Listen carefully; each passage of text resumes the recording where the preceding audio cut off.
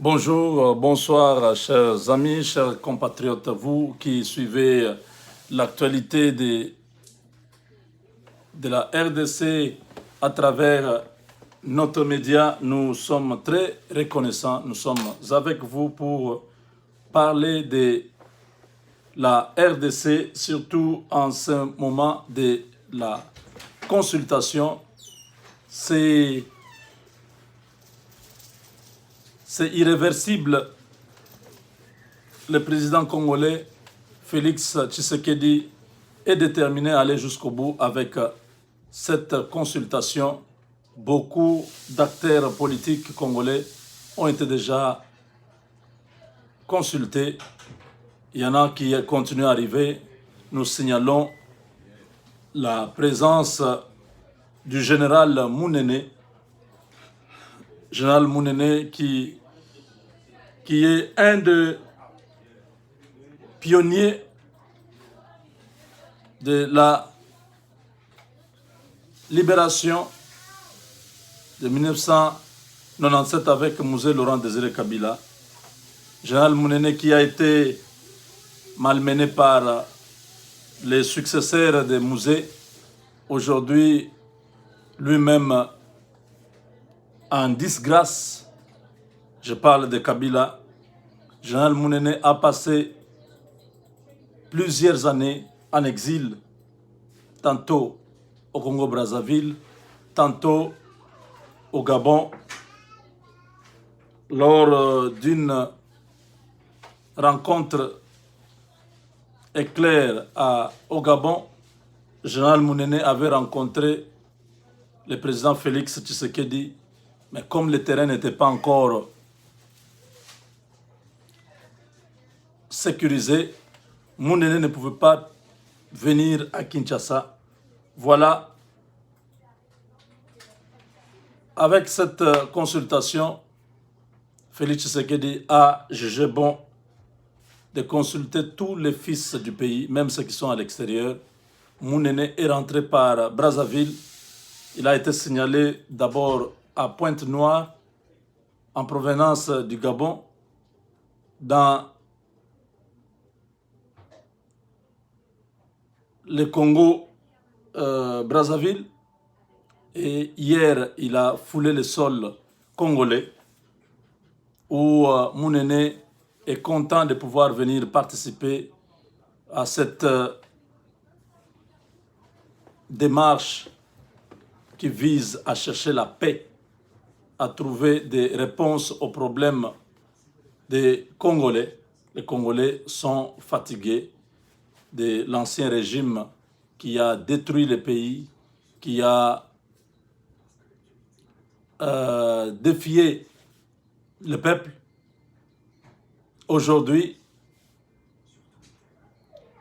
ces mêmes dirigeants de l'AFDEL sont aujourd'hui dans une stupeur incroyable. Ils ont peur, comme les disciples de Jésus. Vous savez, lorsqu'on a arrêté Jésus, ses disciples avaient peur, se cachaient partout. Les gens du FCC, très bientôt, vont commencer à se cacher. Ce que nous attendons, c'est, si on apprend que Kabila est à Lubumbashi, ça sera fini pour les FCC. Les restes qui n'auront pas traversé pour rejoindre Félix Tshisekedi vont commencer à fuir eux-mêmes. Tshisekedi ne va pas arrêter quelqu'un. Tshisekedi ne va pas pourchasser quelqu'un. Mais ces gens-là vont se sentir en insécurité eux-mêmes. Ils vont sentir que maintenant notre protection est terminée. Nous n'avons personne qui peut nous protéger. Nous n'avons personne qui peut prendre notre part. Nous sommes seuls. Nous sommes abandonnés. Nous avons chanté. Nous avons fait souffrir notre peuple. Aujourd'hui, ce peuple ne nous pardonnera pas. Ces gens du FCC, ils sont au courant. Ils sont conscients de ce qui va se passer. Nous savons tous, nous sommes témoins. de ce qu'ils ont fait à la République. Eux-mêmes savent que dès que Kabila quitte Kinshasa, ils vont se sentir comme des enfants sans parents. Tout ce qu'ils ont fait pendant toutes ces années, c'était juste pour plaire à Kabila. Ils ont posé certains actes qui n'étaient même pas nécessaires. Mais tout ça, ils le faisaient parce qu'ils croyaient que Kabila avait encore le pouvoir, il pouvait encore rester longtemps. Je leur disais toujours, je disais même à mon vieux Évariste Bochab, je dis, est-ce que vous ne pouvez pas quitter cette histoire? Vous ne pouvez pas quitter cette histoire et venir du côté du peuple. Les Katumbi, les autres ont quitté Kabila. Pourquoi rester s'afficher jusqu'à la fin? C'est maintenant là que vous allez vous présenter pour dire que non, maintenant je viens chez Kabila, chez Tshisekedi. J'ai demandé à beaucoup de Congolais. J'ai appelé même à tous les Congolais, j'ai dit, c'est maintenant que vous devez dire à vos soi-disant ressortissants pour dire, voilà, quittez, venez servir le peuple. Parce que quand il sera le moment où le peuple va se déchaîner, quand il y aura la colère du peuple, ne commencez pas à nous dire, oh non, c'est notre frère de Congolo, et c'est notre frère de Kabinda, et c'est notre frère de Maniema. Non, non, non, non, non. Votre frère, quand il est en train de détruire le pays, vous êtes en train de regarder tous ces gens. Nous avons besoin de la paix. Nous voulons que les choses changent. Donc voilà, chers amis, maintenant, Kabila, coincé, toute sa famille politique se retrouve dans une situation très difficile. Je vois au Katanga, on fait déjà des publicités du genre Kabila arrive chez nous. J'ai vu des mamans chanter en Kiluba Lolo, hein, dans la langue de Chuluba de Katanga, en train de célébrer Kabila. Comment il arrive? Kyungu a commencé à tout dire. Kyungu a dit en 18 ans, qu'est-ce que Kabila a construit au Katanga? Qu'est-ce que Kabila a fait pour les Katangais? Le même Kabila qui a traité les Katangais de traîtres. C'est le même Kabila que les Katangais aujourd'hui cherchent à accueillir. Monde à l'envers. Kabila ne vient pas au Katanga pour la paix. Kabila ne vient pas au Katanga pour se reposer. Kabila vient au Katanga pour la sécession, la balkanisation.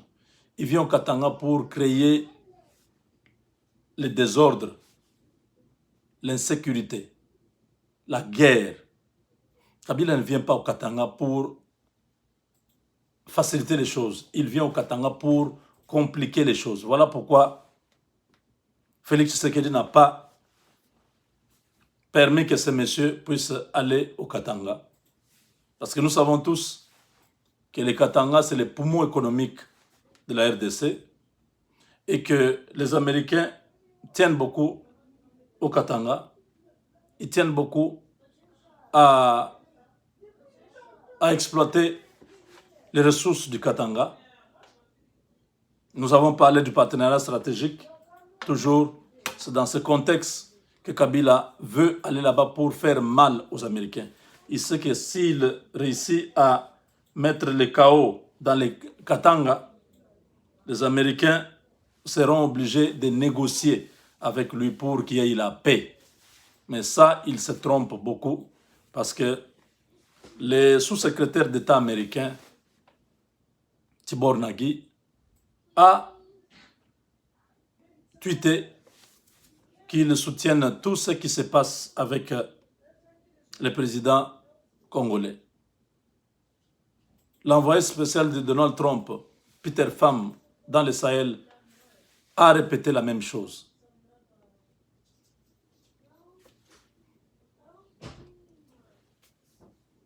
Et l'ambassadeur américain à Kinshasa aujourd'hui a dit que ce soit Trump ou Biden, la politique des États-Unis va continuer. Cela veut dire quoi? Que Tshisekedi aura toujours le soutien américain. Je sais que les gens disent, voilà au Mali, il y a eu un coup d'État. Les Français étaient là, ils n'ont pas intervenu. Non. Nous sommes dans un autre contexte. Le Congo, hein, je suivis nos politiciens dire qu'en 1960 jusqu'en 1965, il y avait des troubles, l'instabilité politique.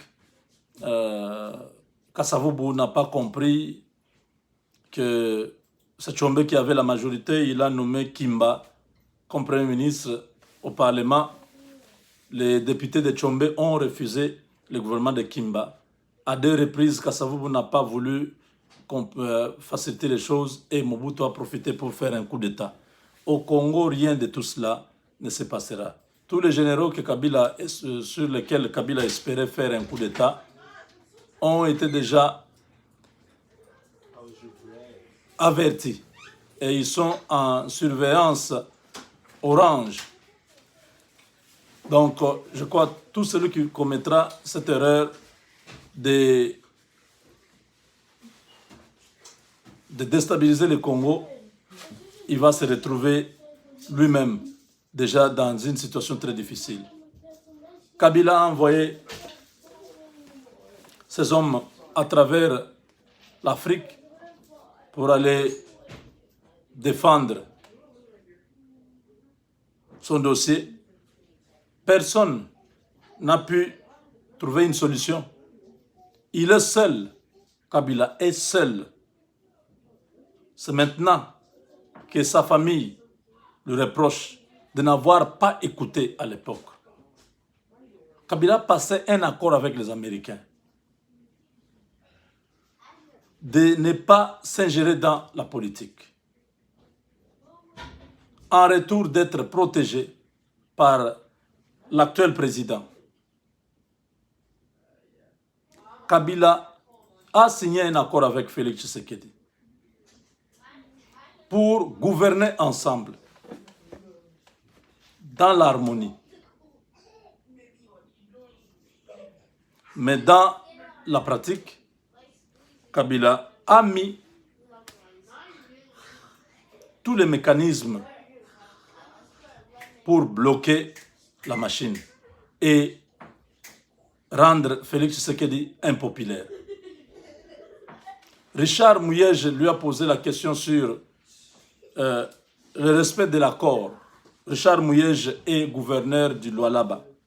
C'est l'homme qui s'affiche maintenant comme le plus dur de Kabila, qui le défend, qui montre vraiment qu'il est prêt à tout.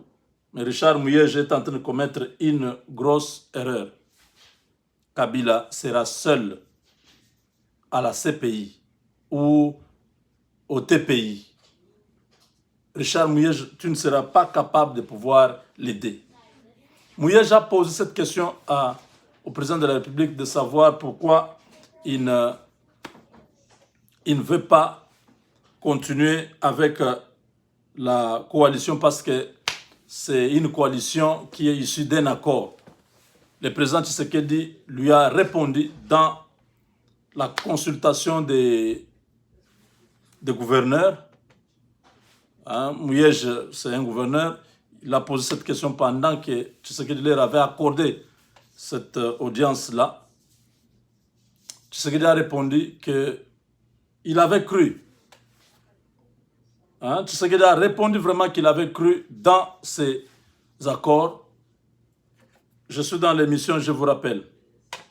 Donc, il a reconnu qu'il y avait un accord, mais qu'il ne pouvait pas sacrifier la vie des Congolais, lui en tant que garant de la nation, sacrifier les Congolais au nom de cet accord.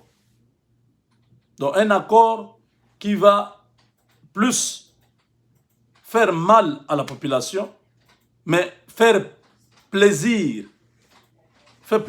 à un petit groupe de gens. Ce qui a dit non. En tant que garant de la nation, j'ai préféré protéger mon peuple, trouver un autre mécanisme pour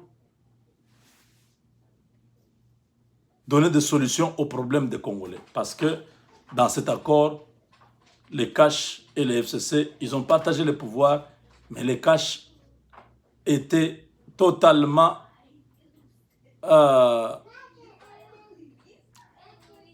coincés, bloqués, incapables de pouvoir trouver une solution à aucun problème des Congolais. Le ministère de la Défense, c'est le FCC. La guerre continue à l'Est. Trop de trahisons, trop de gens qui étaient en train de travailler contre la République, qui voulaient que les choses continuent comme ça. Le ministère des Finances, entre les mains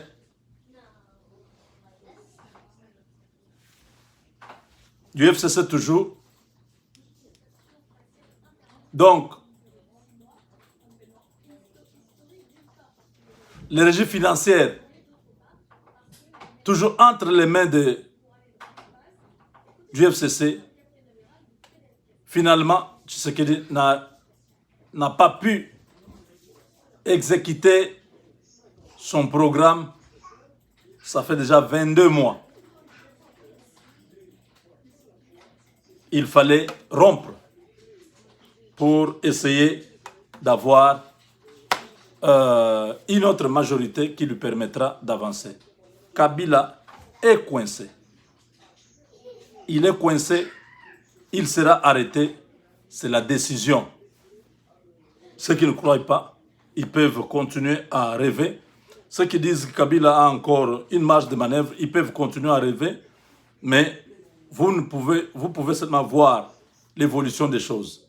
Sur le plan sécuritaire, Tshisekedi a pris beaucoup de précautions.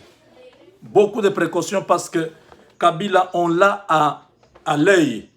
On ne les sous-estime pas, on ne les néglige pas. Il est capable de frapper et ça risque de faire très mal. Mais tous ces scénarios qui ont été pris en charge par les services secrets américains ont été passés au peigne fin pour essayer de limiter les dégâts et ainsi neutraliser Kabila avant que ce monsieur ne fasse mal à la République. Il est en train de chercher comment s'échapper de Kinshasa avec 2500 militaires. Ce monsieur est à prendre au sérieux. C'est vrai, sur le plan politique, il est mort. C'est terminé. Il a perdu la majorité à l'Assemblée nationale. Il a perdu les députés et les sénateurs. Ils ne lui disent pas la vérité. Ils étaient en train de lui